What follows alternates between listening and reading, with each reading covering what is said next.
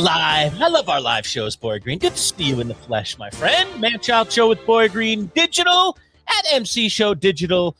Catch us on all our portals, but our primary is YouTube, youtube.com/at MC Show Digital.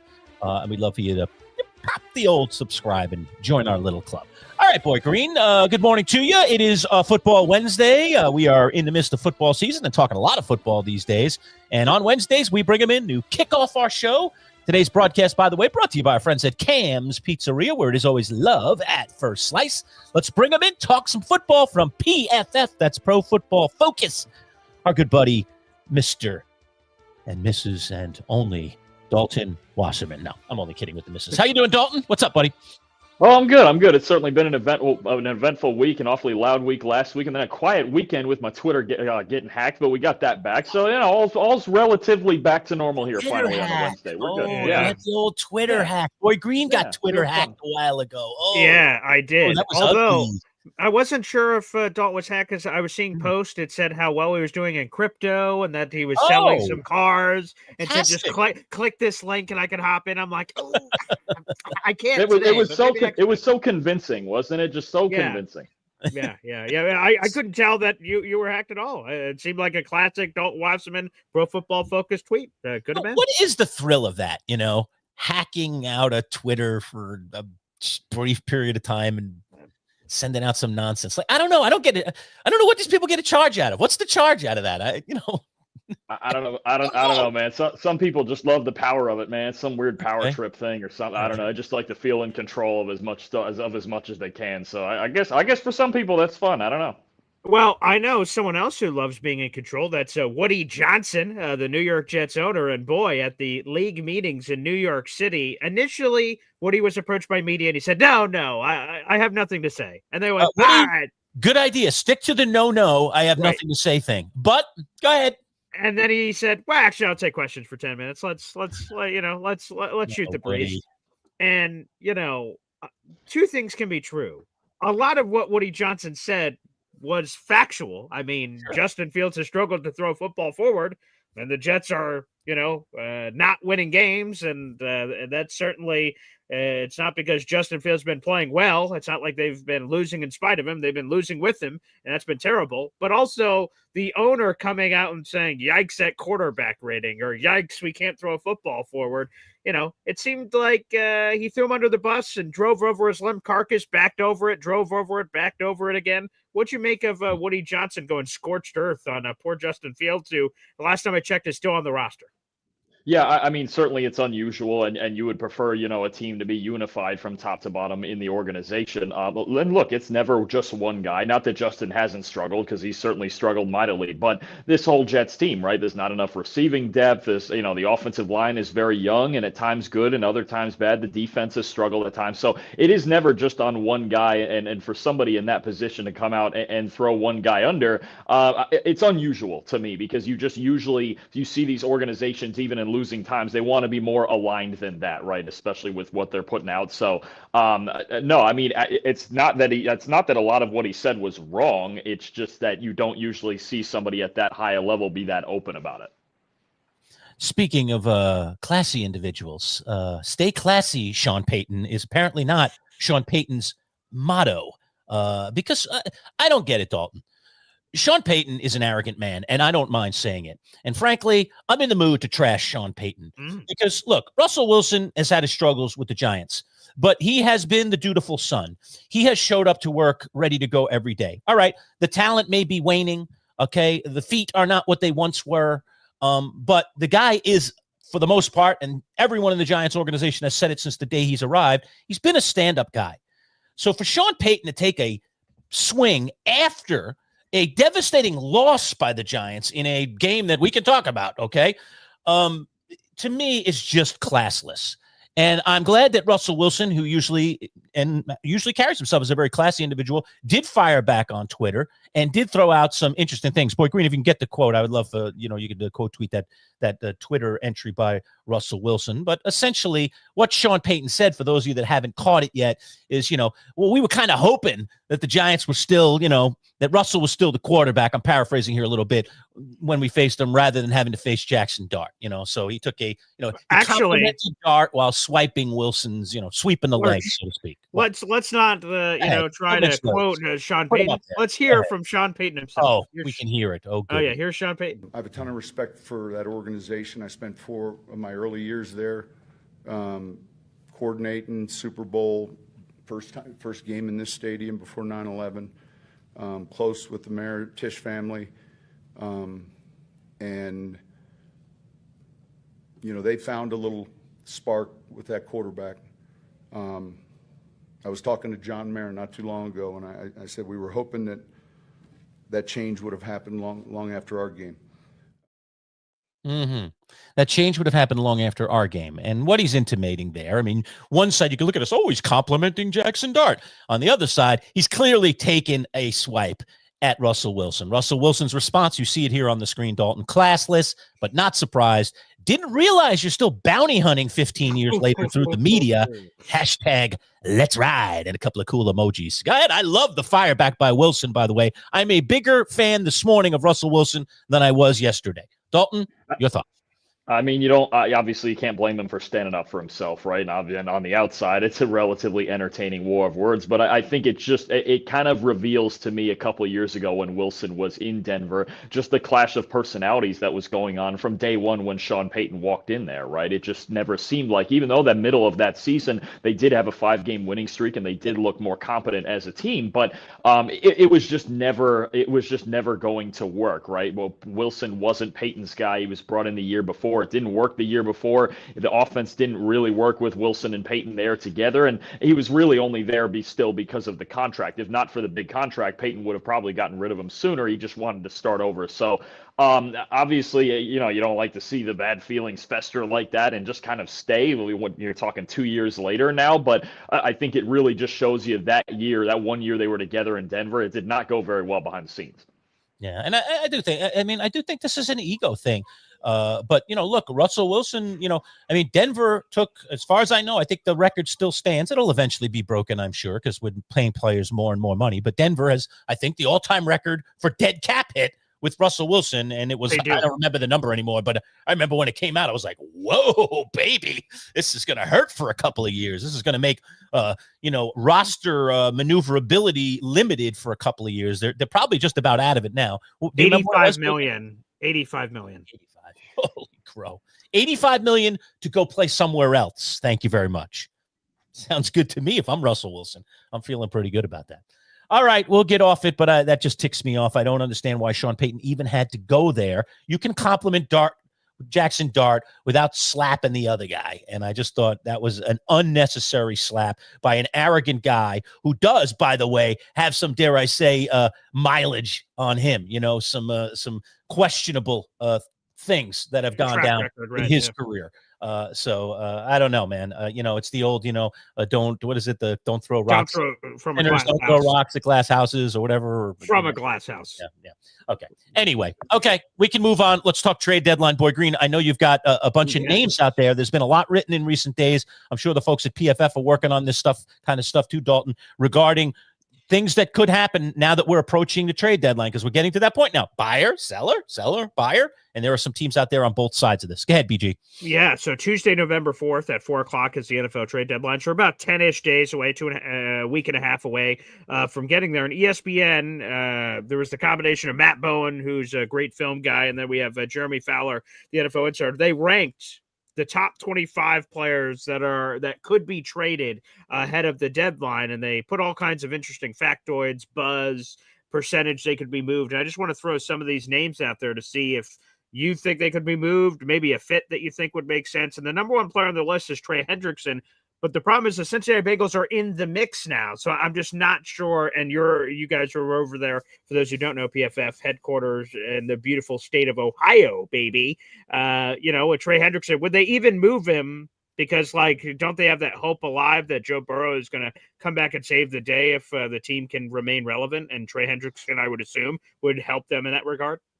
It feels far more likely that he stays, right? Because you're looking at a team that just got a huge win last Thursday against Pittsburgh to kind of get the momentum back, and they're playing the Jets this week, and they're favored obviously over the Jets, who don't have a win this year. So I think now you start to feel like, okay, the way this offense looks, the way that Joe Flacco's throwing the ball to Jamar Chase and T Higgins, we have at least some level of hope here. I think trading Hendrickson was at least a possibility. How they kept losing games and they went into the deadline 2-6 or 2-7 somewhere in there.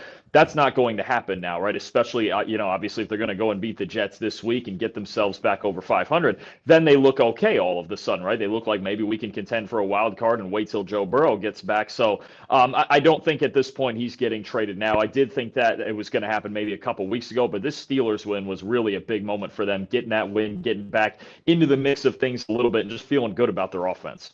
And sort of in that same vein, right?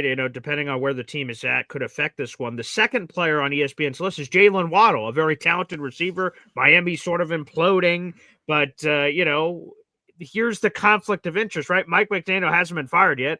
Jalen Waddle on his team helps him win games, which could save his job. So I don't know if he's in the business of wanting to trade guys for future assets that he may never be able to use, he or Chris Greer for that matter. What about Jalen Waddle?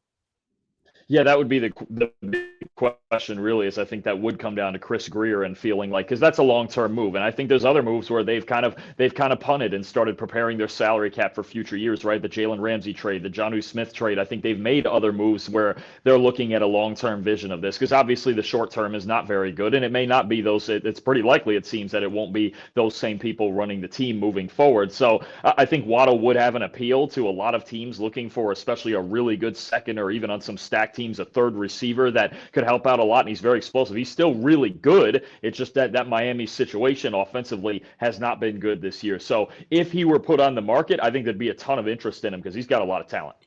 Well, Dalton, unfortunately, the Jets do have to look at their roster inwardly right now. Anytime you're 0-7, you're likely going to be a seller, and you have to look at contracts, and you have to look at whether you're going to be able to hold on to certain people, and Breece Hall is at the top of that list. Let me ask you, is there a good fit out there in the NFL for Breece Hall?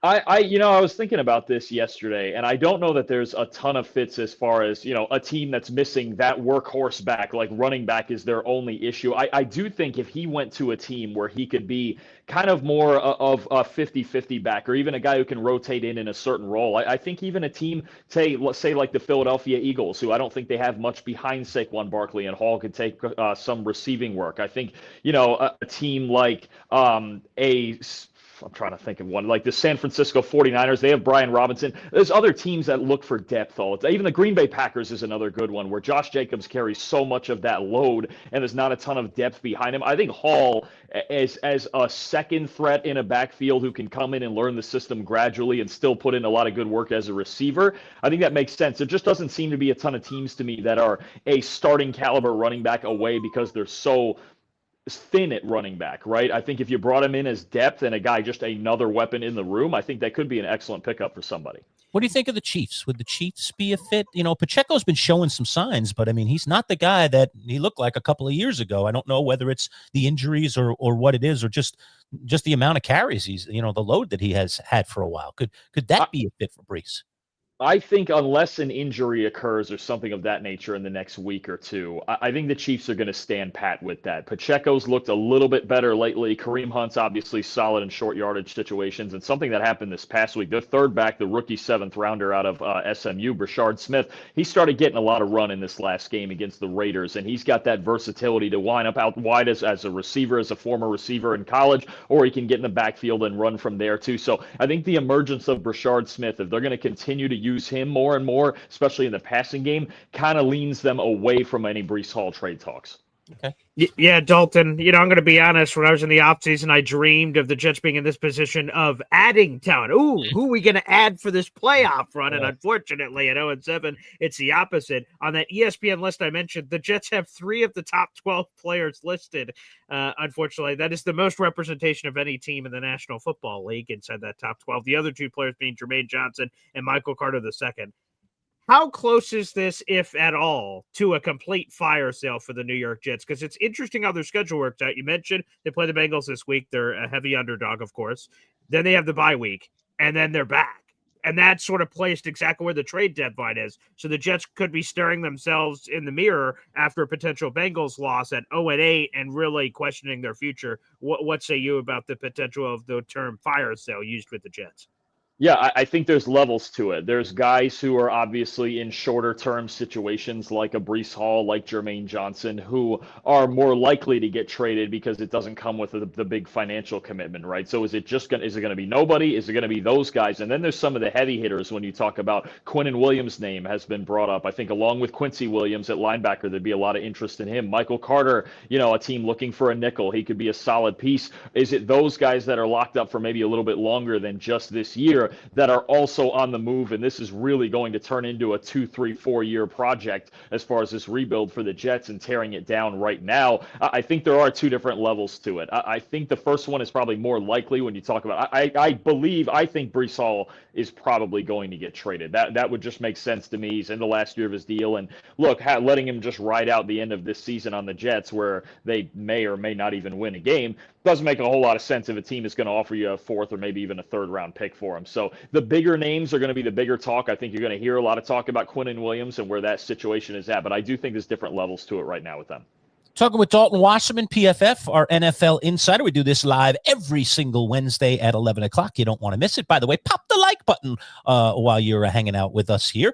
Dalton, today's broadcast, by the way, brought to you by our friends at Cam's Pizzeria. We'll tell you a little bit more about Cam's in just a couple of moments. Let me ask you about my Giants here for a second, because there was some rumor since the last time we talked to you last week that the Giants were going big name hunting. You're mentioning people like Chris Olave and some of these receivers, and that the Giants, who are not likely in a position to win a ton of ball games this year or certainly get to the playoffs, but they do seem to be looking to the future now that it looks like they've found a franchise quarterback. Let's talk about the Giants, and will they actually be buyers rather than sellers here at the trade deadline? I don't think so. You could have convinced me more of this had they won the Bronco game on Sunday. Had they finished that off and they really had. They did win that game. What are you talking about? They won that game. I was watching. It's 19-0, and then what do you mean? They lost that game? Oh, never mind. Okay. In our hearts, they won that game. I think it's one of those things where if you got that win in Denver and you really had the sustained momentum going of the way they've played since Jackson Dart came in, then you're talking about, okay, we beat Denver, and who knows, what if they go out there into Philly and beat Philly a second time this coming week, right? Then you really start to talk about that. But it's those little things and just that one win or loss that can make a difference. I think they're going to look more into that in the offseason. Honestly, I think obviously offensive line is a concern too for the long term, but in the offseason, you can look for another, like a number 2, something like that, alongside Malik Neighbors. You're getting Malik Neighbors back next season, which is obviously a huge deal. So had they won the Denver game, I think this would have been more of a conversation, but I see them probably standing pat. I really don't want to rehash it, but go ahead, Dalton. I'll let you have a moment here to talk about that game. We talked about it ad nauseum on Monday, went through the blow-by-blow. But let's go ahead. Give me your take on how bad a collapse that was, how devastating a loss that was, and were there some things along the way that you were like, are you kidding me? Why didn't you do this instead of that? I think I don't think devastating so much. I mean, obviously it's not great to lose and blow such a big lead like that when you had it so late. But I also think that just comes with young teams. And, sometimes a young team loses momentum. It gets away from them. And look, they even got it back, right? They got it back and took a lead late, albeit a 2-point lead. That was not a 3-point lead because of a missed extra point. But I think that comes with a young team learning how to win sometimes and learning how to finish games. I think really the biggest play of the game to me was the Jackson Dart interception on that 3rd and 5, right? Even if that's incomplete or just a sack or anything else happens there, punt it away up 10 with under 5 minutes left, you feel good about it. So no, it was just a big confluence of things in a game that, honest, with the Broncos scoring 33 in the 4th quarter, we've never seen before. It's not going to be a thing that happens every week. So as long as they don't make a habit of it and struggle to finish games, then I don't think it's a big worry. It's just a young team that's got to learn how to win, and it's a weird situation. Yeah, well, I should have gone out for a snack. Today's broadcast brought to you by our friends at Cam's Pizzeria. Just to get my mind off that, let me get my mind on some food. We'll be right back. When you think of Cam's Pizzeria, think about two of your favorites, their zesty buffalo chicken wing pizza, or their tasty chicken bacon ranch. Over 16 specialty pizzas made fresh daily with the best ingredients. Indulge in their homemade calzones, subs, wraps, salads, and their famous cannolis for dessert. They're all made with love just for you. Order online for 10% off at camspizza.com. Locations in Camillus and Oswego. Cam's Pizzeria. It's love at first slice. We're talking all things NFL with Dalton Wasserman from PFF, our NFL insider. We do a live broadcast with Dalton every Wednesday at 11 o'clock. Don't forget, hit the red subscribe button. Be part of our little family here. Manchild Show with Boy Green Digital. We're, by the way, folks, we're giving away a golf club to one of our first 500 subscribers. This brand new, yes, Cleveland Highbore XL. There's the nice Cleveland logo. Still wrapped up in the lovely plastic and paper. This baby has not been hit. It's a $400 value, and all you have to do is click subscribe right now, and you will be in the lottery for it. As soon as we get to 500 subscribers, we're going to give away that golf club. And if you are somewhere outside of the central New York area where I live, we'll be shipping it to you directly. So get in on it now. Absolutely, positively free. I think I've mentioned to you, you are a golfer, Dalton, right? You said you would get out there and swing that club if you could, or you're not much of a golfer, but you said you would anyway. Yes? No, I can't remember. Nope. Never played a round of golf in my life. This club could change your life, Dalton. You could have you playing golf every day. Think about that. All right, go ahead. Could work the magic there. Could happen. First, by the way, Lerch, did it work? What? You said that that you were going to take your mind off the Giants with that Cam's Pizzeria commercial, so seeing the wonderful food. I think for the next 3 weeks, I'll be thinking about that horrific ending to that game. So sorry about that. Anywho, I thought I'd give that the old couch try. That totally makes maybe sense. if I had a slice of Cam's in front of me, then I would my mind would be off it. But see, you know what it was? It worked until you mentioned it again. That's really what it was. How did that happen? Whoops. That's the problem right there. I think I can use that analogy Lerch was trying to use earlier about throwing stones from an 0-7 glass house, but I'll try to avoid that. I think I've been very kind about your 0-7 team these days, but it has to be mentioned. I mean, it is what it is, as they say. All right. Well, let's do a halfback misdirection play. Let's immediately go in a different direction. We'll reverse here. What about the Green Bay Packers? Are they for real or are they fugazi? Dalton Wasserman. I think they're for real. There's just times where, they're still one of the youngest teams in football, and I know they've been together a while, but they're still figuring some things out, right? I think there's certain positions on their team. You look at wide receiver and just the ideal way to use a guy like Matthew Golden with all of his speed and talent, right? Defensively, Micah Parsons has been incredible, possibly the defensive player of the year this year, but their pass defense on the back end, on the rare occasion that Parsons doesn't get to the quarterback, that still needs a little bit of work. So I think, they're not as good as, after 2 weeks, we thought they were the best team in football. They looked unstoppable, right? They're not quite that. I don't know that they're the best team in football, but when they get hot, when the pass rush with Parsons gets hot, when Jordan Love gets hot, they're really hard to beat. And I think you saw that even against the Cardinals this past week. They didn't play their best game, but the Cardinals left the door open, and the Packers are one of those teams that they're going to take advantage of opportunities you give them. So they are very, very good. I think they're an NFC contender, but they're not without their flaws either. Couple other players I wanted to get into, Dalton, with you, trade deadline wise. Mark Andrews is rumored to be out there. Jacoby Myers, who's played very, very well in Oakland, another squad, or not Oakland, Las Vegas, I should say. These teams that are playing poorly, are they going to get rid of talented players? I mean, boy, Jacoby seems to have really found a nice home there, and yet he might be getting shipped off. And Andrews, well, he's just getting old. I mean, he's 30, and the production isn't the same as it once was. They do kind of have Isaiah Likely in the wings if that guy ever stays healthy. He certainly looks like a big athletic guy. Could either of those two teams move on from those guys, and who might be a good fit? I think Myers is more likely just because he's had that request open since before the season, and he's just played through it. I think you got teams that looking for a role player at receiver like him. I would think the Philadelphia Eagles might look at him as a third guy. I think he would have some use. Trying to think, there was another one I just had in my head right now. The Pittsburgh Steelers, that was it. The Pittsburgh Steelers could definitely use a second guy, a possession type receiver like him. I think even maybe the Buffalo Bills would check in because they've got a lot of guys who are playing okay, but just there's not a very high ceiling there. I think Myers would raise that just a little bit. So no, I think Myers is the more likely of the two. I just feel like with the Ravens, maybe depending in the next 2 weeks, if Lamar Jackson gets back this week or the week after, if they can get hot with Lamar Jackson, if they get him back soon before the trade deadline, then they feel like, let's keep it together and just try to keep this offense in here to carry us. But Myers feels like a guy who really is a prime candidate to be traded. to that last point you just made, can Lamar Jackson save the day here for Baltimore in this terrible record? Let's say they come back this week. The Vegas lines and how they're coming out seem to suggest they believe that Lamar is going to be coming back this week based on some of those point spreads, which I'll be texting out later today for our group for this week. Wink.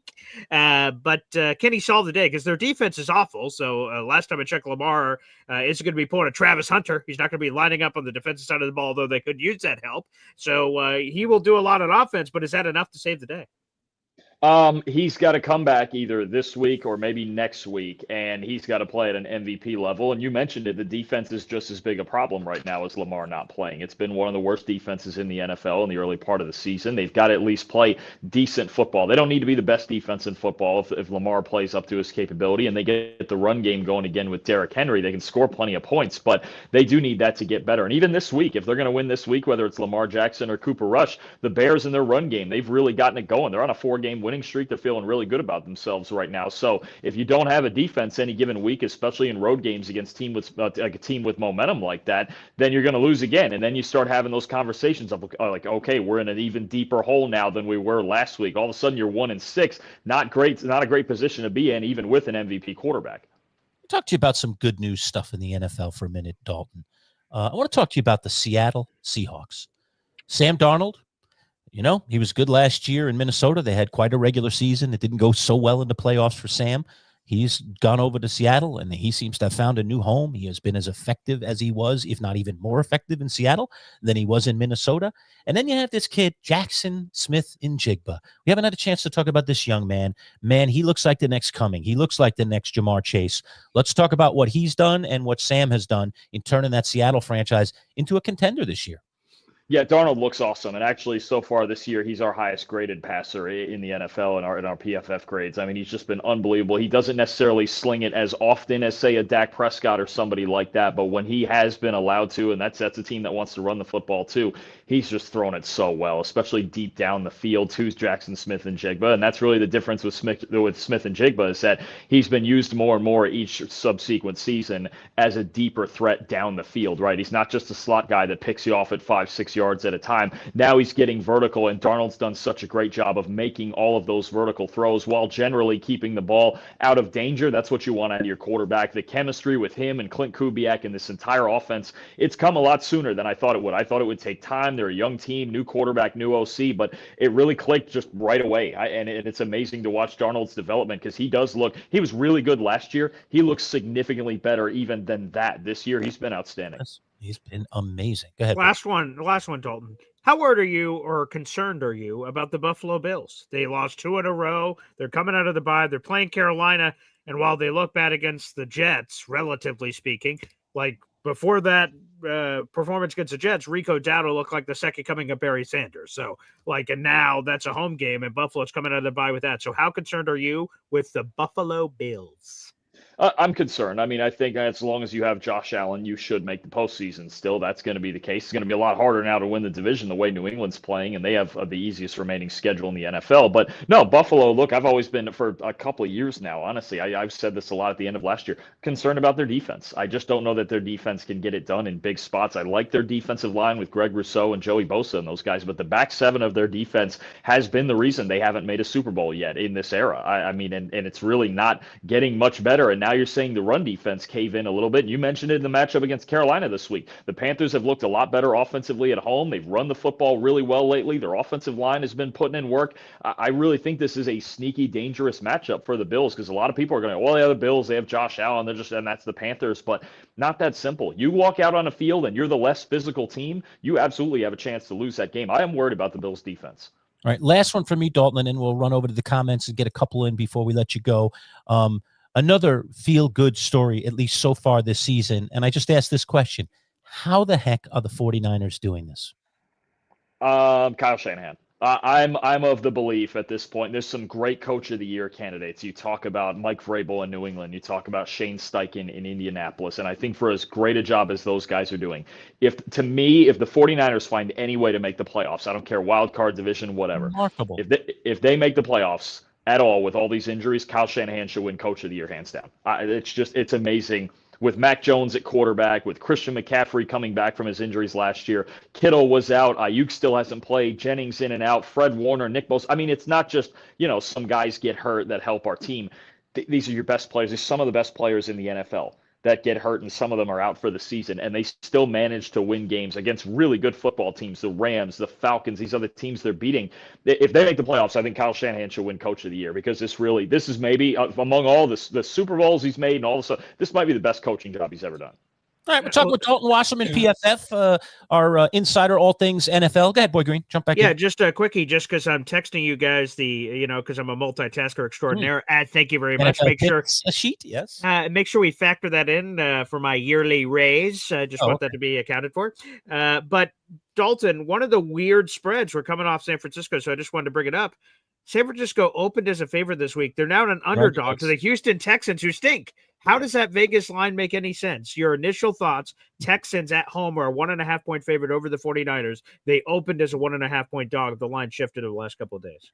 Very tough read to get a very tough game, I should say, to get a read on. I think in part because it is on the road. Obviously, Houston going down there and dealing with that. I mean, their defense, Houston's defense is elite. I mean, there's no question. There is no question about that. The battle is going to be, once again, how Kyle Shanahan and whichever quarterback is playing this week, because maybe Brock Purdy will be back this week, whichever one it's going to be, how Kyle Shanahan mitigates that defense and that pass rush with Will Anderson and Danielle Hunter out there in Houston, because they've got an excellent defense, especially their pass defense. So I'd expect them to ride McCaffrey to try to win this game again, to try to slow the game down like they did against Atlanta. But home cooking, close game, I think a very hard game to get a read on. Me personally, I'm picking San Francisco. I have a hard time trusting Houston's offense and their offensive line, and the 49ers run defense has been a lot better than I expected. So that's an issue. And if you make the Texans one-dimensional right now, they have some issues in pass protection.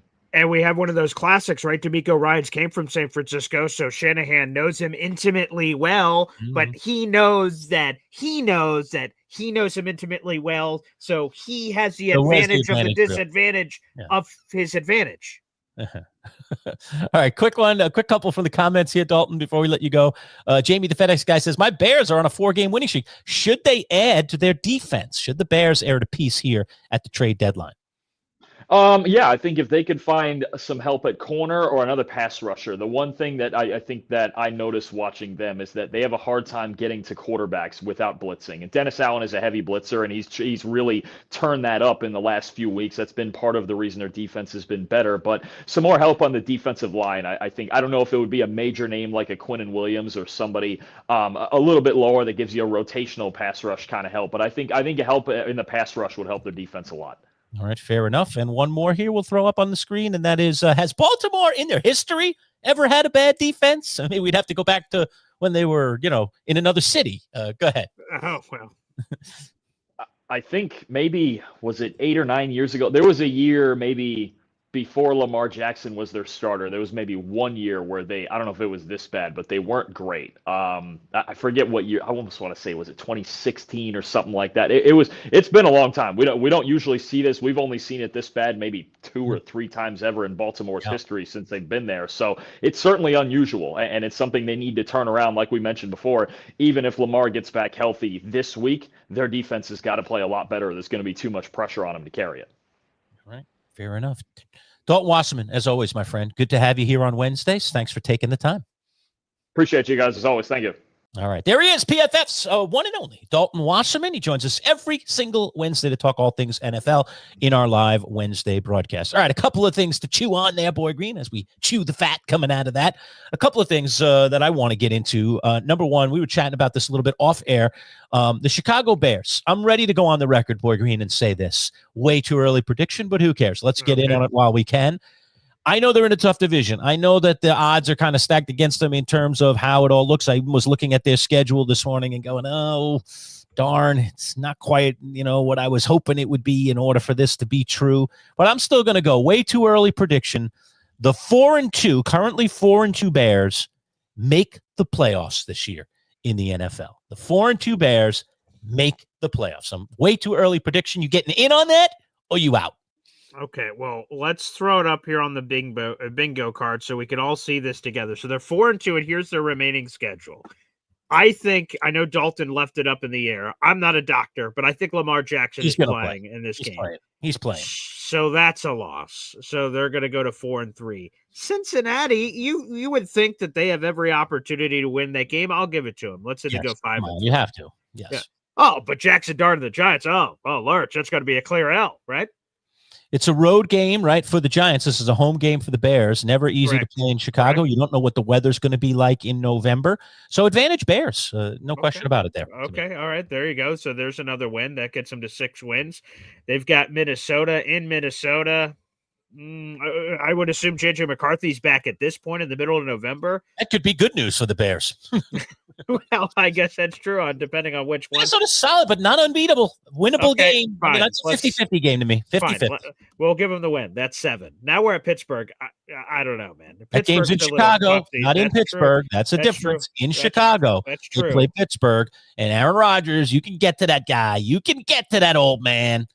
Okay, sure. And winnable are they going to? I don't know, but winnable. Fine. Okay, now they're at 8 wins. Okay, at Philadelphia, they're losing that one. So let's put that loss. Probably, unless the Eagles fall apart by then. There are a lot of signs that could happen, but we'll see. At Green Bay, I mean, I still believe the Packers own the Chicago Bears, according to Aaron Rodgers. Yeah, they do. They do. So I guess we'll leave that, and that's on the road too. So we won't even touch that. Even though Green Bay's not what we thought that they would be, at least what we've seen so far. Yeah, maybe they can turn it around. Yeah, Cleveland is just so sneaky. Their defense is amazing. And win? Stop. Wow. That's a win for the Bears. It's at home. They got to beat the Browns at home if they want to do anything this season. They have to beat the Browns at home. All right. Well, they're getting swept by the Packers, so that one, that's another L. We'll see about that. We'll see about that. At San Francisco? The way the Niners are playing, if that thing is still on the rails by the week 17, it might be more on the rails, and they might have guys back. That's trouble. That's trouble. And then Detroit, that's trouble. Yeah, that's trouble too. That's why I say their schedule's not great, but I'm still going to stick my neck out for the Bears. I don't know. And you said they're going to – what did you say they're going to – So they have 4 now. So let me tell you what I'm willing to give them. Okay, all right. Go ahead. 5 for Baltimore, 6 for Cincinnati, 7 for the Giants. Now, if they did that, by the way, they'd be on a 7-game winning streak, right? Because I think they've won 4 in a row. So that's a little nuts in itself to even say that. But I'm going to do it. I'm going to do it just based on paper. This is paper champion, not real champion. All right, so that would get them to 7. Okay. I mean, all right. Cleveland's definitely 8.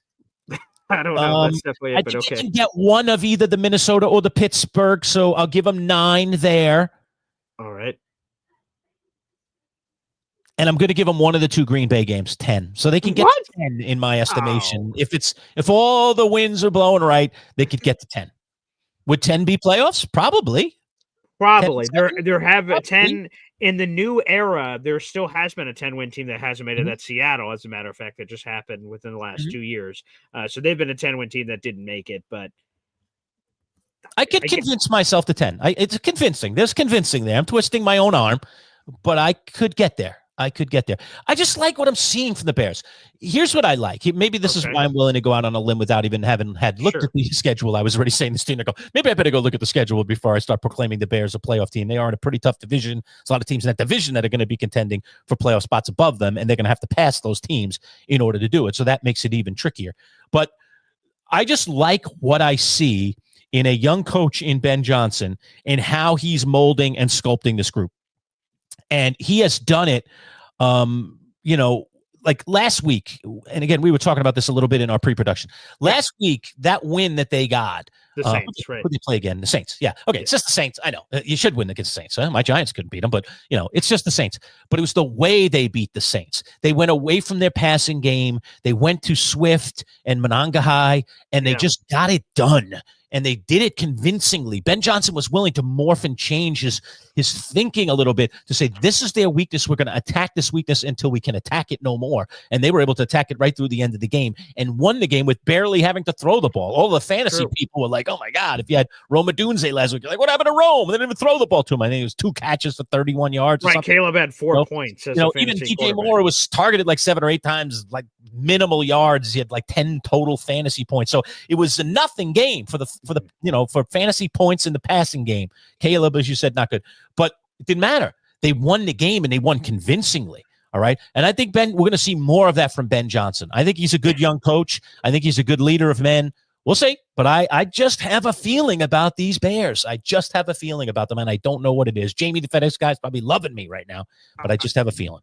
I'm sure. Well, Lerch, we always crack this can open every once in a while. When you're looking at a team, and then I have to grab this can off the shelf. And do you know what the can I'm about to grab off the shelf, Lerch? What? Who have they really beaten? I know. Look at Chicago. Mhm. They've beaten Vegas. They stink. Bad. They've beaten New Orleans. They stink. You openly question Washington. I don't know if that made the show yet, but we're going to get to that next. It's right. So we'll get into that. And then Dallas, fine. I'll give you Dallas, who I like a lot. So that's one win. But that's one win that I'm sort of impressed by. And then they lost their 2 division games to kick off the year against Minnesota and Detroit. And Detroit destroyed Ben Johnson, the Chicago Bears. And the Vikings game was at least close. So who have they beaten? They've beaten nobody. So where's the confidence of just like you seeing them smack around bad teams? Okay. Is that what they're supposed to do? I suppose, but in the past, the Bears haven't been able to even do that. Yes. So it's progress. It's progress for the Bears. And maybe I'm reaching to say that they're going to be a playoff team. I just have a feeling. So I'm just getting. So that's your bandwagon. So let me just confirm. You're like, hey, you want to hop on? I don't know, but I'm starting up the bandwagon. I'm saying, all right, I'm on. Everybody, get on. Come on now. Oh, is that a new shirt? Is that a new shirt you're wearing? Does that say Stairway to Playoffs? Is that where Chicago's going? Baby, that's my fantasy team. That's my first place fantasy team, Boy Green. And not only first place in 1 league, but first place in 2 leagues, and second place in 3, and second place in the 3rd league. So that's 2 firsts and a second. Now this season is far from over, so let's not get out of hand. We're only 7 weeks in. Long way to go. But interesting. But it's a good playoffs. Don't talk about playoffs.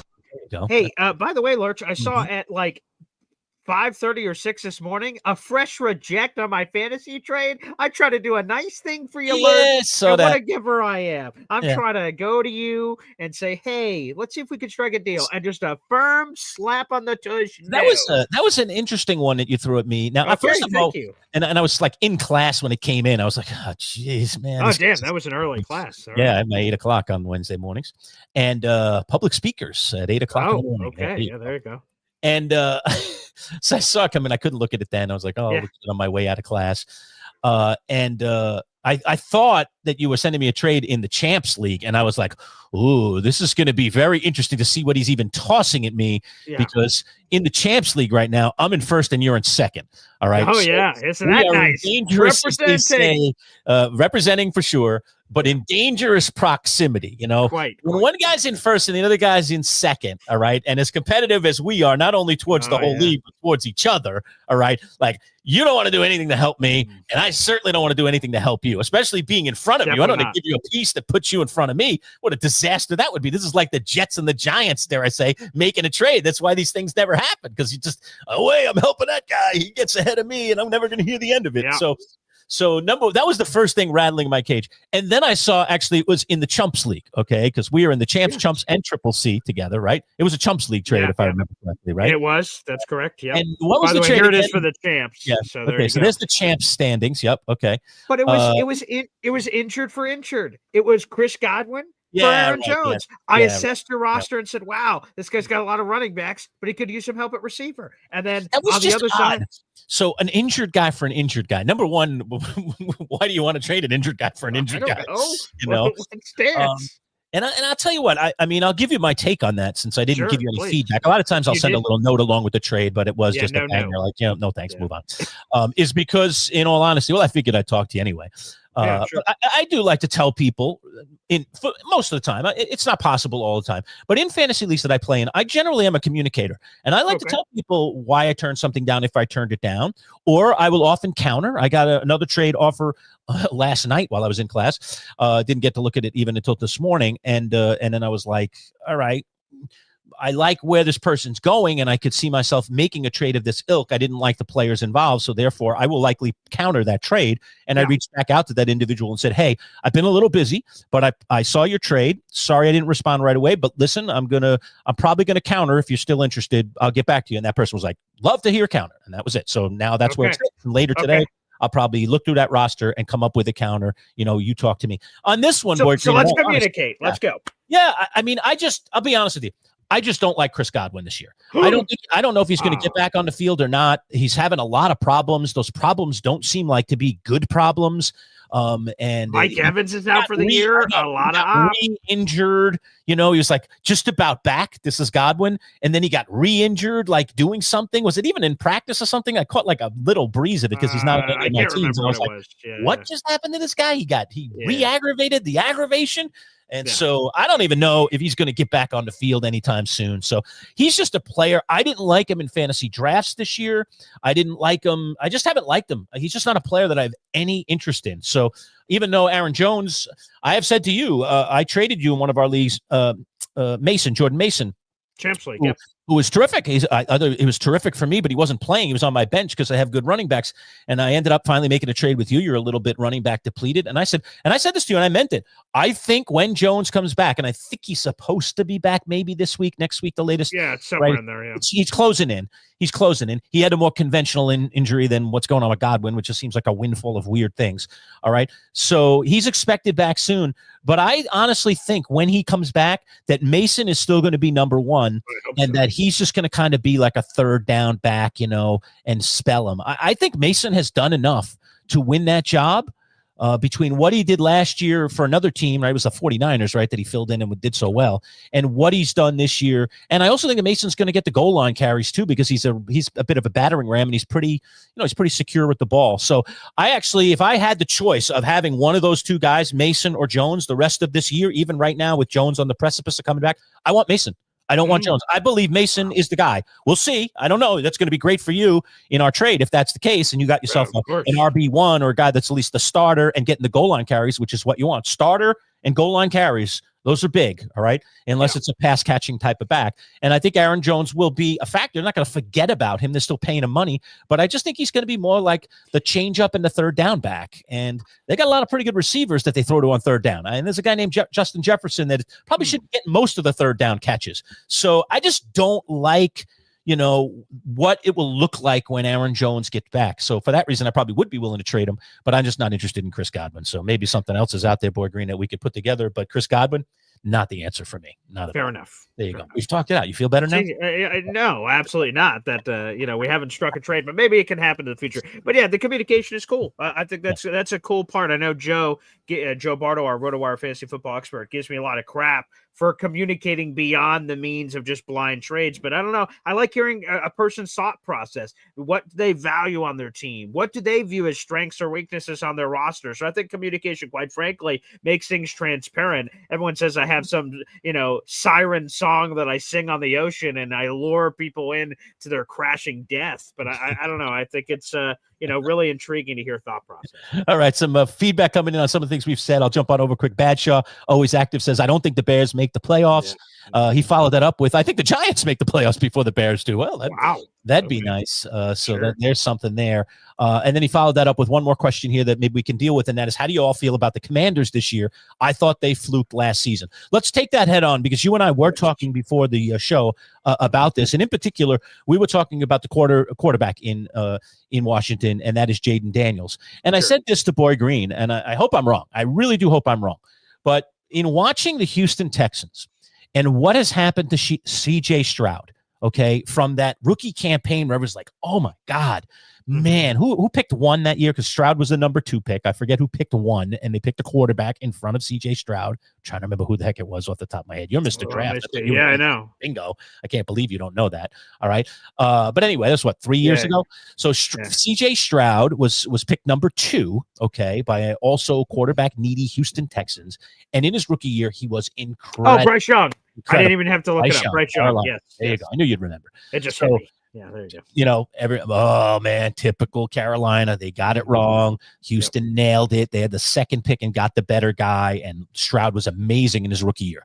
Last year, he had major regression, and this year it looks even worse. And it looks like is this guy even a franchise? Is this guy even going to be a starting quarterback in a couple of years ago? It's just all going wrong. Now, part of that is personnel. You got to look at that a little bit. They just don't have, other than Nico Collins, they need to put, they at one point they had a Tank Dell that was looking really good and all these other guys, and now it's just Nico. Now Nico's got a concussion, and it's just a bunch of guys, and they're throwing out retreads, and their offensive line, they traded away their best offensive lineman, Laramie Tunsil. Confusing. Yeah. It's just confounding what they've done offensively to this guy. They got this great young quarterback, and they're pulling pieces out of it instead of putting pieces into it. I don't understand it. So it's not all on Stroud, but the fact of the matter is Stroud just looks like a not a confident thrower of the ball, not a confident player right now. And who knows what his future is? I mean, is it, can he do a revitalization and become a Sam Darnold type, or is he just going to flame out, which happens to so many guys? And I said to you, Paul, because it just made me think of again, this is a very small sample size, but I am seeing some of the same things with Jaden Daniels in Washington. Let's not forget what Washington was at the end of last year and in the playoffs. Washington was like, what? What are NFC Championship game? Yeah. What are they doing here? Okay, and we were all like, "Wow, are they ahead of schedule?" Well, no, they don't look so ahead of schedule. They look kind of like a mediocrity in an NFC East division that is not all that particularly great, to be honest with you. Okay, and even now, I know Daniels has had some injuries this year, but that was one of the things I said about him from the gate. Okay, even during his amazing year last year, he keeps running like this. This guy is thin of frame. He's going to get beat up. He is not going to be able to be in there for 17 games a year. You need your quarterback to play in the NFL. And if they're going to be out, they have to be out for a week or two. If they're out for a month or two, you're in big trouble. And so he's already spent some time on the IR, and now he's back, but he just doesn't look like the same guy. Now, it's a very small sample size, and McLaurin should be back in the lineup either this week or next week. That's going to help him. They do actually have some weapons there. Debo, yeah. He's supposed to play again this week. So when they have their full team, then maybe I'll be the judge of this. But I'm feeling some of the same vibe for Jaden Daniels. I hope that, that Commanders organization, which has been lousy because they had a lousy owner for a long time. Now they have a whole new regime. Everybody's giving them the big golf claps, except, or the big loud claps. But now those claps are turning to golf claps because that organization doesn't look the same as it looked last year. All right. There are some reasons for that, but in the end, they're not winning like they won last year. So let's see what they do the rest of the season. But I'm concerned about Jaden Daniels and where this Commander squad will be by the time this year ends. Are they back to being a mediocrity? Were they way ahead of schedule last year or not? Give me your take on that. Well, I think clearly they're way ahead of schedule. No one possibly had them in the NFC Championship game. So Jaden Daniels surprising the league 100%. You have to give that tip of the cap there for that. I would say I'm less worried about it for this year of just Jaden Daniels himself being this problem because of all the other issues that exist. You mentioned it. Terry McLaurin's been out basically the entire season with this injury. Debo, I got to give credit. I thought when Debo was traded for a half-eaten bag of Doritos, I'm like, Debo's sort of gone. Like the sauce is gone. And he's been spectacular this year when he's on the field. The fantasy numbers are great. The stats look really good. They've been very creative. A big shout out to Cliff Kingsbury, obviously, who didn't take a head coaching gig. He was basically offered the Saints job. He said, no thanks. I'm just going to stay in my role. And he's been masterful with that creativity. Obviously, Jaden Daniels himself has been banged up. I think part of that is some of the offensive line play has been questionable. Also, the other thing that just stinks, Austin Eckler blows out his Achilles again, and they lose that guy in the backfield. And now they've sort of just been hemming and hawing, figuring it out with all these random guys in the backfield. So I think he's been hurt by all the hurt around him, and thus it's all sort of collapsing. So I feel less like, oh boy, is Jaden Daniels really as good as we thought? Did we overreact? As opposed to in the circumstance of the season, pocketing and bottling up all the narratives and storylines and things of that nature. That's where I sort of go, you know what? I just think there's a lot of injuries, and he's just sort of succumbing to that. You would hope if you have a franchise quarterback, they can overcome those things, and so far he hasn't. Yeah, I'm a little bit agree with Bacho, though, that it might have been a little bit of a fluke last year. Now, fluke that they got as far as they got, not a fluke that they became a better team. I do think they're still a better team today, all right? But how good are they? They're lucky. They're in a division where they, a couple of games go their way, and they could be right at the top of this division, or certainly in second place in this division with, sure, the Giants are showing a little bit. The Cowboys, that offense, looks really, really good. I don't know how long they can protect against that terrible defense, but the offense does look good. But I don't know if Washington's the same team they were last year. I think when it's all said and done, they won't be. I do think last year might have been a little bit of a fluke. as they say. Here's an interesting comment coming in from, I think this is Joe. Yeah. Joe Boom Jets says, Jaden Daniels, Jalen Hurts all play the same, except Hurts has his bailouts and Daniels' weapons are hurt. So he's saying, hey, some of this belongs on the weapons being out. Give your thoughts on that. Yeah, I would also add that I think a significant difference between Jalen Hurts and Jaden Daniels, despite the fact they play in the same division, is girth. Jalen Hurts is a well-built man. One guy's thick, one guy's not thick. Right. And it's just in optics, but also it's proving in results so far that, like, when I see Jaden Daniels, I'm like, man, he looks slender. Man, his build is very narrow, and man, and the way he plays opens him up to all kinds of additional shots that your typical normal quarterback doesn't take. And I openly question, can he stay healthy playing the way he's playing, or does he have to change his game? Jalen Hurts is built like a Mack truck. I mean, the reason why tush push works so well is he squats 600 pounds in the offseason. You can see his lower frame is well put together, and he can withstand a lot of the hits. He's been hurt in his career, but man, he's just built in a way that he can withstand it more, especially at the NFL level. I'm not quite there yet with Jaden. So maybe that's another thing that Washington has to go to town with him and really work on the strength and conditioning program to get him in a better spot physically to be able to withstand what the NFL is. And maybe that's a conversation we had, because you want to build him up strength-wise, but you don't want to take away some of his God-given gifts and the uniqueness and the fluidity to his running style. Some of that could be taken away if you add too much weight. Then all of a sudden, that's that fine line with pass rushers we talk about too, of that still having that bend around the edge, but enough weight to sort of hold yourself in run support. So I think they may have that kind of conversation there at quarterback too. And I also think that just some of us are meant to be thin and some of us are meant to be thick. Yeah. And I think that Jalen Hurts just seems kind of, ever since I've seen him ever play football, I mean, I don't know what he was like as a kid, but he just has some thickness to him, particularly his lower body. He squats like 700 pounds or something 100%. Crazy. It's unbelievable. Some crazy thing, which is why they are, so effective in that tush push with him. He has that lower body leverage that, not too many humans on the planet have, for crying out loud. Of course. Especially a guy his size. And Daniels is built, I remember when Hakeem Warwick came and played for the Syracuse Orange in basketball. All right. He was just this beanpole. All right. And they thought like, okay, he just put on a few pounds and he'll be good. And, he was trying to put on pounds. This guy was like sucking down protein shakes. And like when he put on weight, you could even tell he put it on. He's like a paperclip. I mean, it's like, all right, you're not going to turn a paperclip into, I don't know what you could turn a paperclip into that would be thick, but you get my point, right? It's not going to happen. So he's going to have to play with, what he is. But I just think that's just the way he's built. And I just don't think that he's built to be a runner in football. And just to go back to Hurts for a second, by the way, Boy Green, and the stats would bear this out. I was reading an article earlier this week about this, so I know it's backed up by stats. This is not just touchy-feely. The Philadelphia Eagles are not using Hurts the way that they have used him in the past in their running game. Now, you're seeing him a ton in the tush push. We see him all the time, Of course. But they're not running RPOs and stuff for him these days. Now, I wonder, is that by design, because he's been banged up a bit, over the last couple of seasons, and they just don't want to do it and waste him, dare I say, in the regular season, and particularly early in the regular season when the games aren't quite as meaningful as they are down the stretch, and obviously once you get into the playoffs. Remember a couple of years ago, that suddenly the Bills were calming Josh Allen.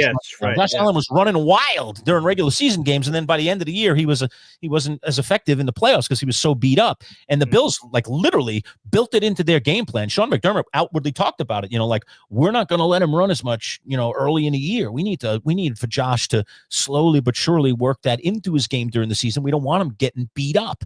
Maybe there's something there with the Eagles seeing that and saying, we're not going to use Hurts as a runner other than when he just scrambles on his own. Forget about the RPOs, forget about the things that were design runs. We're keeping that out of the playbook for weeks 1 to 8 or 1 to 9 or 1 to 10, but then we'll start installing them back week 11, getting ourselves ready for the playoffs, and then it's in full bloom come playoff time. Maybe that's their plan. Maybe it's not. I don't know why they're not running the ball with Jalen Hurts as much, but they're not, and the numbers completely bear it out. And some people are pointing to that as a problem with the Eagles, but it might be a problem by design is what I'm saying. Yeah, and I think you could be onto something because, again, the Eagles are the defending Super Bowl champions. They've been to the game multiple times. 3 times in 8 years have they been to the Super Bowl? So their strategy has apparently worked. And, again, Jalen Hurts continues to evolve. Last week he had 350 passing yards and 290 of the 350 were to Devontae Smith and AJ Brown. So he is a constantly evolving figure. I would say real quick on this one, because maybe some people just didn't stay up late for the double Monday Night Football games. Unfortunately, he's done. Yeah, Mike Evans on a diving play, he seemingly made the catch, but didn't finish the process of the catch. It landed hard on what they were calling a shoulder. Yeah, he has a broken clavicle, so very likely out for the majority of the season. Again, I don't see why they're trying to bring him back at the end for a potential heel there, which means Mike Evans' historic 1,000-yard streak is likely to come to an end. Disappointing, terrible news. He's a tough son of a gun. He's battled all kinds of injuries over the years, but he was shrieking in pain. They were describing on the Monday Night Football broadcast when he was carted away. Awful news. And yes, so he is out for the season, or out for like the majority of the rest of the season. It'll be the rest of fantasy season. Right. Well, right. That's another way to put it. Could he potentially get back if they got in the playoffs? Maybe. So terrible news there for Mike Evans. So it's concussion and a broken clavicle, which is the shoulder bone that he landed on, trying to reach for a catch. It looked like he had it too, but I think the pain just literally made it pop out of his hands because he had kind of brought it in, and then like after he hit the ground, just boom, boom. Probably banging his head plus banging the shoulder and breaking the bone probably just made him out of pain drop the ball. So that was a shame. And it's funny, you want a little inside story here, Boy Green. We're talking about trades and fantasy So that game was what, Monday night? Correct. Yep.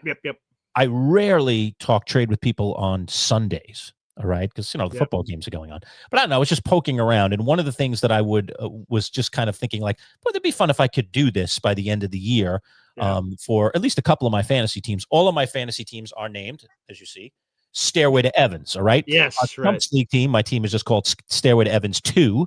In my Triple C team league, it's Stairway to Evans 3. So they're all Stairway to Evans. Okay. Yeah, I like that. So I was looking around to see who has Mike Evans, because I don't have Mike Evans on any of my 3 teams, even though my team is named after him. So I was like, wouldn't it be fun to get Evans on my roster on these teams so that I can kind of have my namesake? Makes sense. Right. So I said, and I like Mike Evans, and he was just coming back off of this first injury. And I was like, I think he could have a good bounce back second half of the season. I might be willing to give up something to get Mike Evans. So I reached out to Bill, the produce guy. Who has Mike Evans in the Triple C, and I put a trade. I didn't just reach out to him. I put a trade on the table for Evans, a very viable trade. I forget who I offered him, but it was another solid receiver. And it was just like, hey, I just want my namesake on my team. I'll give you this guy for this guy. Even Steven, no big deal. Wasn't looking for any big advantage here. Just give me my guy. I want to put him over here so that my team makes sense today, And he was like, we're playing each other this week, and I don't want to, blah, blah, blah. So he said, we'll talk, next time. And then if he had made that trade, I would have been stuck with Mike Evans, for the rest of the season, which, as you know, Mike Evans is done. So it would have actually been a great trade for Bill, the produce guy. Now he lost Evans. I'm not seeking him anymore. That's for sure. Yeah. All right. I'll go if I want him on my team. Now I can go pick him up, put him on my IR, and he can just be represented over there. As long as I don't need the spot.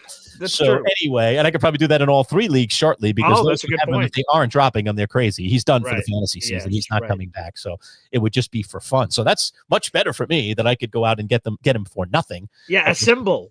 Quite frankly, for your team. That's hilarious. I was going to approach all 3 leagues, all 3 guys who have him, and say, would you be willing to do something with me? Kind of an even Steven thing. Just because I want Evans on my team, see if anybody was willing to play nice with me or not. So but anyway, I don't have him, so I don't have to worry about it. But yes, he's done for the season. That is absolutely positively true.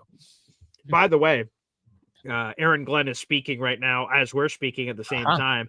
Okay. And the expectation was that the Jets would be making a quarterback change today, according to sources from ESPN. AG says, I am not going to announce my quarterback today. I don't want to give a competitive advantage to the Cincinnati Bengals. So by all accounts, they're going to former Giants legend Tyrod Taylor is where they will be going. But that was not announced today as expected by AG. Instead, playing coy, which, I'm sure the Bengals are staying up at night that they don't know who the starting quarterback is defend here? For the 0-7 Jets. I'm sure they're staying up late at night for that. So I would say more accurately, Tyrod Taylor, a legendary Bills player. He was with the Giants. Sure. He had a cup of coffee with the Giants, barely played. There you go. But with the Bills, he was a viable guy for them for a while before they he had like a 3-year run and took them back to the playoffs after that 17-year playoff drought. So Tyrod, I imagine, is held in high regard for Buffalo Bills. And he was going to start for? Was it Cleveland? Who was it with the heart? the heart. They gave him you're talking about the shot. lungs. Yeah. The So lung shot. So Oh Tyrod Taylor was the God. starting quarterback for the LA Chargers. Okay, so he's going to start. He's earned the starting job. He's going to go out there and start the season for the Chargers. Go ahead, tell the story. It's unbelievable. And before a game, he's getting an injection for something, and the doctor accidentally pushed it too far and punctured his lung. And all of a sudden, like 20 minutes before the game starts, because this just happened. He was running onto the field. It's after the inactives and everything. Mm-hmm. And they slapped Justin Herbert on the back, say, "You're making your first start in 20 minutes. Go out there." He's like, "What?" And they played the Chiefs, and Justin Herbert, the whatever, the legend lives on, right? He has this crazy game and goes bonkers, and he's a franchise quarterback forever. But Tyrod Taylor has all these bizarre injury situations where a doctor punctures his lung. He's had several of his ribs broken against the Jets. I mean, concussions, legs, knees, ankle. I mean, it's unbelievable. So, the Jets, whoever the backup quarterback is for the Jets, they better be ready, because Tyrod has not stayed healthy for 7 years. He's been very, very frail, but man, that was a bad one though. I mean, he had earned that starting job and was going to get a chance to be a legit starting quarterback, potentially for a season if he played well. Sure, yeah. And a doctor accidentally does this to him, and that's it. He gets lost for weeks, then loses the job while he's out. By nature, right? Because he wasn't getting it back once Herbert was playing as well as he was. That was Tyrod. Very, very, very rough. All right. Anything else in the comments we want to get to before we get out of here, Boy Green? We'll end with that. Let's see. Yes, bad shot. I am putting on the pounds, chugging the rest of this Mountain Dew. So I am a low center to gravity. That's because I'm fat and the gravity weighs down. So that is definitely happening there. Appreciate you pointing that out. And people have seemingly, since Boy Green Daily this morning, enjoyed the camo gear to support the troops. So yes, I'm blending in with the environment. So I appreciate you guys pointing that out. I've never hunted, actually, so I can't provide any news or nuggets on that. You know what you should do when you wear the camo is get one of those one of those camo blankets that cover stuff on the ground sometimes when they're in a war zone, and just throw it right over your backdrop there, your bookcase. Oh, go, right? Desert Storm the backdrop, and then you camo in. Right, it would be like a really good look on camera here. It would be like, where is Boy Green? I can kind of see him. Oh, yeah, there's his beard. I see the beard is sticking through. But otherwise, the rest of you might just camo right in there. Might be interesting. That's a good idea, especially because we do these Survivor live shows tonight. I need to Survivor up my background. That could be another way to do it tonight, where we're going to have a special guest, Jake O'Kane, who's from season 45. He'll be joining us tonight. So, yeah, I'll have to see if Amazon can get that kind of a quick delivery for camouflage. Yeah. Now I'm always, as you know, Boy Green, I'm always working on the things here in my background in my home studio. This home studio, it's 3 months old. It wasn't meant to be a home studio, and now I'm building it. By the way, yesterday I was up at one of my colleges, and they were throwing away, Boy Green, just tossing in the garbage. The soundproofing tile, those little. Of course, stuff, yes. Egg crate, sound 100%. type stuff. I think this stuff wasn't the soundproofing tiles that you get to put on a wall, so in a radio station like we've seen for years and years. Maybe some people have seen them. They're like foam looking. All right. But these were they had gotten, obviously, because this is a brand new school, this is a brand new building, they're still getting equipment in, and equipment is often packed in, these egg crate foam things, just like we see on the walls in radio. Yeah. So there was a whole bunch of them in the trash. So I was like, I was like dumpster diving last night. Nice. I found these because I'm trying to get some soundproofing in this room to stop my voice from bouncing around. I'm just in an ordinary room, so I'm trying to turn it into a studio. And so I grabbed a bunch of these things. I'm going to start to build my soundproofing in this room. You see behind me, you pointed this out the other day. I'll just see if I can move my microphone out of there. Thanks. Yeah. You see, I've added a play like a champion today. Notre Dame sign back there. All right. Yeah. The legendary sign that the Notre Dame players tap. So that I'm going with the LaDainian Tomlinson today. Powder blue, beautiful. Got the usual montage here of the Jets and the Giants and the Bills and the stacked up. Right, we're going to start talking Knicks soon. Knicks open their season, by the way, tonight. Boy, yeah, there you go. Nice. New York Knickerbockers. So we're getting ready for that. And also within a couple of days, BG, I mentioned this to you, but people will suddenly see it behind me in a couple of days.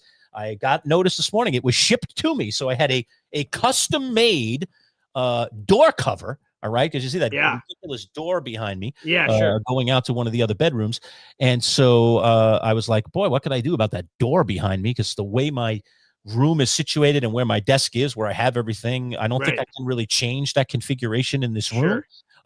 So the door remains behind me, but why see a door when I can give you something more interesting? So I got a custom-made Manchild Show with Boy Green digital logoed door cover. All right. And it is on the way. It has been made, and they told me that it was shipped. So I thought it would take a couple of weeks for them to make it and to put the art on it, because I had to send them the art of our logos. Yeah. But I sent them our 2 logos, and it is done. I can't wait to get it, and you'll see it behind me probably within a couple of days. So by next week, probably all of a sudden, there's going to be another new decoration, dare I say, behind me, kind of fill out the space. So I can't wait like I said, it's going to be a work in progress, and that's kind of a cool thing of following a show like right out of the gate. You know, we're young in terms of our internet world here, and it's just kind of cool to see how things change and how things develop. Right, Anthony Prohaska, who we'll have on again on Thursday, he has that little Christmas tree, and there's a whole story behind the Christmas tree. So you're going to see that Christmas tree that Anthony has, and he's rebuilding. Right, he moved. He's rebuilding his studio. He just moved, so he's gonna. We'll see what he does with his decor behind him Thursday, for his hits with us. So we'll see. Has he gotten any of the pictures up yet, or any of the things that he's going to put behind him? You know, for his little in-home studio, because he's as you said, he just moved to a new place, so he's gonna be redecorating for sure. By the way, Lerch, did you appreciate this last night? It's back.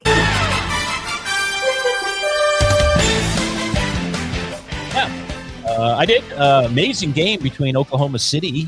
Double overtime. Double OT in Houston. Thank you. Kevin Durant looked good early in that game, but of course it was SGA, the MVP, coming through. So he was incredible and ended up closing that thing out, I think, with a free throw. He did, at the end. Hey, by the way, did you catch the Michael Jordan interview? Knicks Cavs, by the way. Go ahead. Oh, Knicks Cavs. No, and we got Celtics 76ers, I believe, is the other one. Okay. Did you catch the Michael Jordan interview? He's been hired as like an NBC correspondent / what's the word they used? Like contributor. You know, so he's going to be an NBA contributor this year? Yeah, but like, what does that really mean? He's not on the desk every night. So like, what is it? And no, Jordan invited Mike Tirico, who's also part of the NBC family, into his house to just talk basketball. And it was an interesting interview. I haven't heard from Jordan in a minute. And he just, in the middle of their interview, because I stopped everything I was doing, I was like, oh, let's hear what Jordan has to say. Mm-hmm. And he said, if I could take a magic pill right now and get all my abilities back to play, I'd want to play right now. He says, I think about it every day. I'm just a competitor. I love it. The juice is flowing. And just hearing how passionate he is. And again, he's obviously built differently. That was just really cool to hear. So a lot of people, that was going viral on social media last night. He'd be amazing in today's game. I would love to see what he would do in today's game. You know? Yeah. He's a player that I could see morphing and changing into whatever he needed to morph and change himself into to be great. He is. He's a fierce competitor, and just could do things physically that I've never seen other players be able to do, and to do it as long as he did it, and how he evolved as a player. His journey was incredible. I'm so blessed to have lived through the Michael Jordan era as a fan. And I was a season ticket holder for the Knicks during most of his era, most of his time. I got to see him play in person dozens of times. I mean, I would never, when the Bulls were playing the Knicks and people would come to me, you know, because we had 2 season tickets, right? Yep. And other people were rotating into that second seat. And sometimes I would let people take my seat for certain games. But when the Knicks played the Bulls, regular season play, no chance. If that guy was playing, I was there. Yeah. I was sitting in that seat. Whether the Knicks were going to win or lose, I wanted to see that guy play. I wanted him to lose, never did, of course, right? But I wanted to see that guy play. He was a spectacle. I'm so blessed to have seen him play as many times as I have. I got to interview him once in the locker room in Chicago. So cool. I had a friend who was in Chicago radio. He says to me, I told you the story a million times. I've probably told the story on the radio. I'll tell it real quick. There's this line that's coming out of the Bulls locker room, go way down the hall. All right. And this is right after the game. The game has ended. We come from the press box down. Okay. Yeah. And my buddy, who's going to interview a bunch of players for WMAQ radio, we work for in Chicago, he says, hey, just stand on the back of this line. I'll be back in a little bit, you know. So I was helping. I was like his assistant producer or whatever. I was essentially working the game. We were in the press box. He got me a press credential. I was working with him, helping him out. So he says, get on this line. I'll be back in a little bit. And I was like, okay. So he just leaves me, and people, he heads off, and I'm like standing on the line, and now there's people getting up behind me, and the line is really long, and there's all these media people. And so I tapped the one guy in front of me, and I was like, if you don't mind me asking, what's this line for? Yeah. Like, didn't he just go in to go get some of the players? He said, yeah, this is the Jordan line. I was like, the Jordan line? He's like, yeah, this is the line you wait on to talk to Michael. And I was like, he talks to everybody on this line, and he's like, yep, he'll stay here until every person in the line has asked their questions of him. So you go in and you get Michael, and then you next person. I was like, you kidding me? And I was like, does he do this every night, every home game? You want to know why Michael Jordan was loved by the media, why maybe he was a flawed human being who was probably doing some things during basketball that probably maybe he shouldn't have. There's a lot of rumors out there about that he was gambling. Yeah. Earlier than after he retired. Well, I don't know if any of it's true or not. Sure, right. Michael's escapades off the court with the ladies, things of that nature. Whether you buy any of it's true or not, the fact of the matter is the media wasn't going to write any of those stories because of that. Because took care of him. Get on a line every game, and he'll answer my questions. He'll wait for me and answer my questions. And so I waited on that line, knowing what was coming, and I'm getting closer and closer, and I'm starting to quake in my, where's my buddy? Where's my buddy? Where's my buddy? Yeah. And eventually he did show up. But I went in with him, and the two of us got to basically one-on-one ask Michael Jordan a couple of questions and then move along. I was like, this is amazing. I was like, he does this every game. This is incredible. So very, very cool. Michael Jordan was really good to the media, and I think that was that didn't hurt. That didn't hurt. I imagine not. Because we're human beings, and we, when people treat us well, typically we're going to treat other people well. Like, okay, I could write this lousy story, or, I kind of like this guy, and I don't want to get on his bad side. He's a good guy, and he always gives me what I want when I need it. Is it really worth it? And I think some things got written about Michael that might not have been so flattering because Michael was really good to people. That's smart. That's just smart PR. You want to go PR 101? That guy knows PR 101, Boy Green, big time. Very clearly. Okay, final thoughts if you have any, Boy Green, and we'll definitely set up the rest of the week for people as well. But let's final thoughts first. Yeah, and I want to throw this up again. We're going to promote it every day. We'll continue to promote it. We're 150 plus something subscribers away from reaching 500. I saw earlier, there was a comment earlier we never got to from Badshaw. Did I hear that you guys will be taking calls in after 500 subscribers? Yeah, Paul and I have talked about this. Yeah. Yes. Yeah, and it's all combined together. Yes, we will. We have never taken phone calls on this show, the Manchild Show Boy Green Digital. That's something we would love to do. But I think an appropriate place is when we start really sort of putting the roots in of our community, and you guys will be able to learn more about that when we get closer to that. And hopefully it could come sooner rather than later, of course. Like I said, we're about 150 subscribers away. But if you guys are watching, and we're streaming live in a lot of different places, my YouTube channel, my Twitter account, and then here, obviously, on the Manchild Show with Boy Green Digital, that right there, that YouTube link on your screen right there, youtube.com/MC Show Digital. We're trying to grow the brand, and we've had a brand for a very long time, but now we're transitioning it from terrestrial radio to the digital world. And I hope people all jump on for all the fun content, the free giveaways we're doing. And once we reach 500 subscribers, we will take phone calls. Me and Lerch will talk about what that's going to look like and we'll how create we segments for phone calls, and we'll do video calls. That'll be fun. I'd love to see people and interact with people that way. So we're very personable guys. But like Paul was saying, I think we want to be viable in the community, and right now we're just like this little tiny ant, and we'd like to be at least a buzzing bee. Maybe eventually we'll be a rat, and then we'll turn into like a dog, and then we'll be a lion, but right now we're just this little flea. So what we'd like to do is build our community a little bit, get people interested in what we're doing week in and week out, joining us for live shows like this. Thank you to all 200 plus that are sitting in the room with us right now. We commend you and appreciate you very, very much. But as we build this community through our subscribers, that gives us an indication. I know you can watch without subscribing, and you're fine to do that, but we want you to subscribe because we want you to know all of the different things that we're up to. We're doing a live Survivor show tonight. I don't know if you're a Survivor fan. People don't know that we do that, but Boy Green and I for years have been, around Survivor. He's applied for Survivor many, many times. We've been doing interviews about Survivor for going back almost 10 years on our radio show. And so we decided this year we're going to do a Survivor post-game show. We do it typically with Brett LaBelle, who joins us. He's the cop from Boston who was on the Gen X versus Millennial season. Tonight, though, Brett is traveling, and when Brett travels, he gets us somebody else. And here's who's coming tonight. tonight. Jake O'Kane is joining us tonight from Survivor 45. I actually was just watching one of the episodes this morning, Boy Green, trying to remind myself of some of Jake's escapades. That's the season where Valadares won the $1 million, but Jake was all the way to the finalist. So he was a finalist. So he was ostracized in a lot of that Survivor, and we'll talk to him about that tonight. But he's going to be breaking down tonight's episode after it happens. We do our Survivor live show every Wednesday right after the show. We usually hit the air around 9:40, 9:45. So you want to, after you're done with the show, get on the web. Or maybe to watch the show on an app or on the web, and you can just jump on over to our YouTube channel. We put it out in those other portals, as Boy Green was mentioning as well, and you can jump in, live comment, live chat with Jake. We like to bring the comments in, so if you have thoughts about the episode, if you're a Survivor watcher, you do that. So Jake O'Kane, another Boston guy.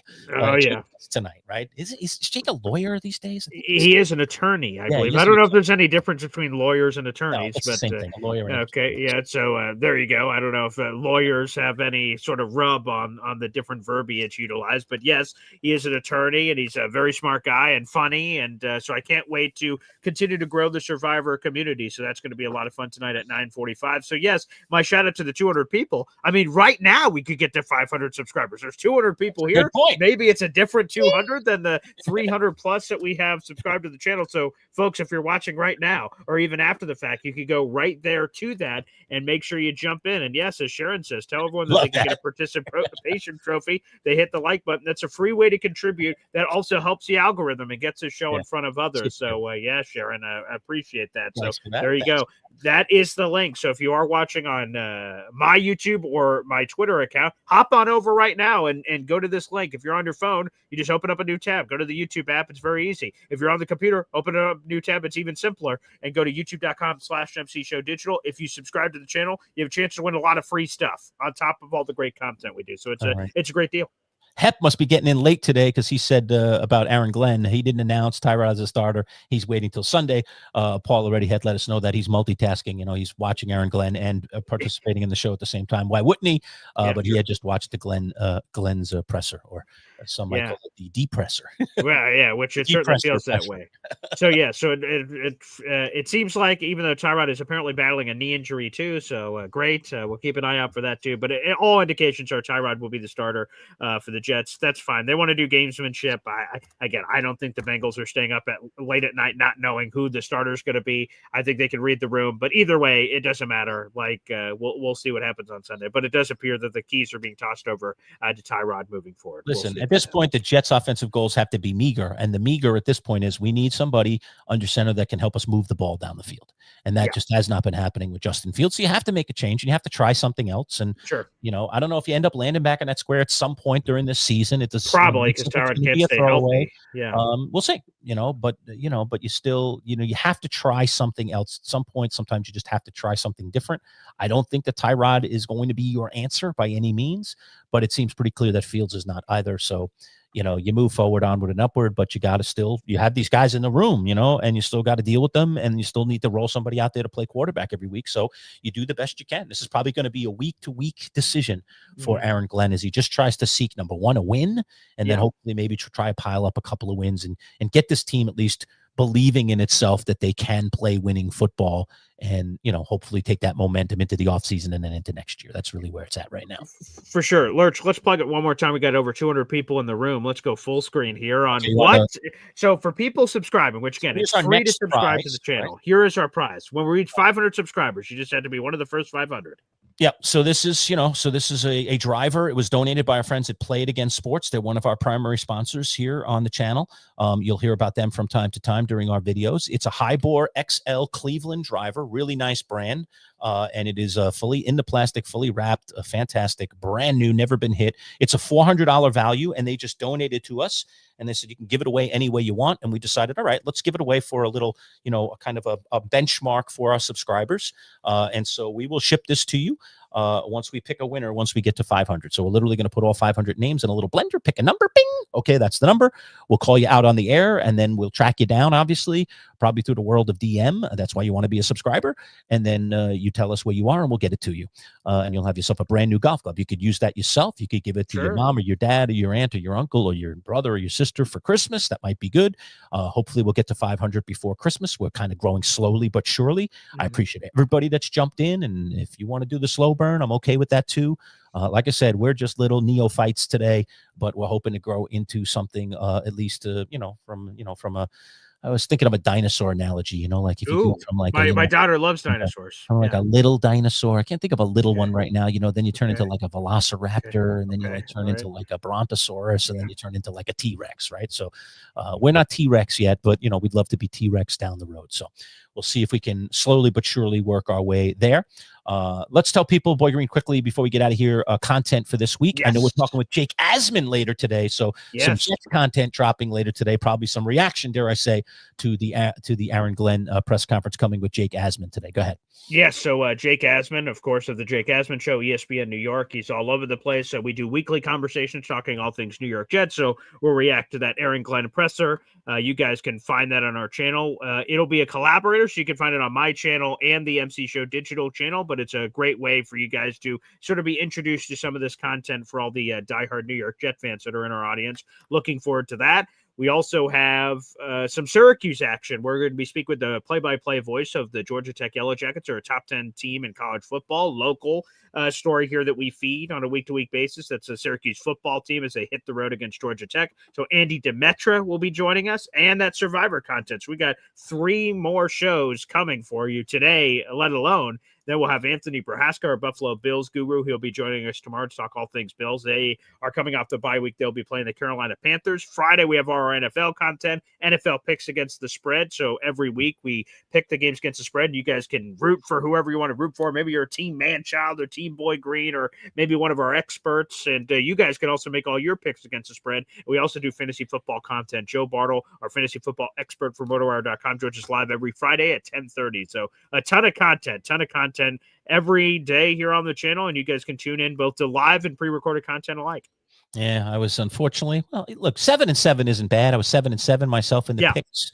I always keep track of my picks, and my goal was to be 9-5 out of the 14 games. That was my goal. I did not reach my goal. That's disappointing, but at least I didn't lose any more traction to 500, because all of us, I believe, are still under 500 unless somebody had a miraculous week. I'll find out on Friday, but I do keep track of my picks. So I don't know. I feel like at least I'm treading water now. I was sinking before. Now I'm at least treading water. I want to get my above the water.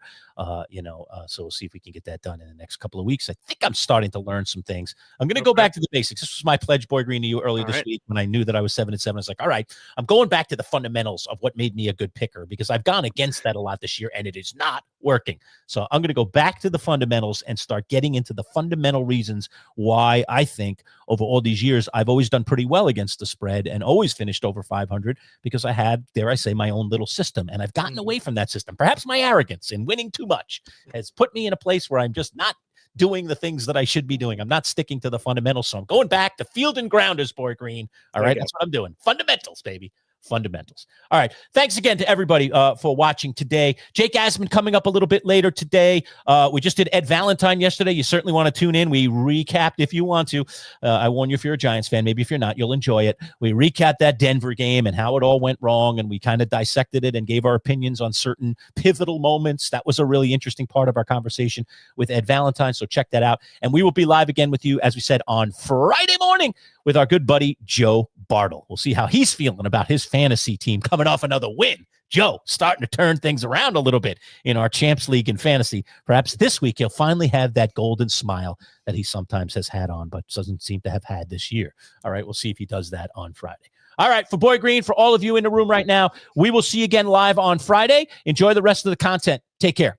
And one more. We'll see you later tonight for Survivor, of course. Yes, of course. Yes. 9:45 tonight. So that'll be our next live content. Right. We'll see you guys this evening. Okay. We'll see you, folks. Take care.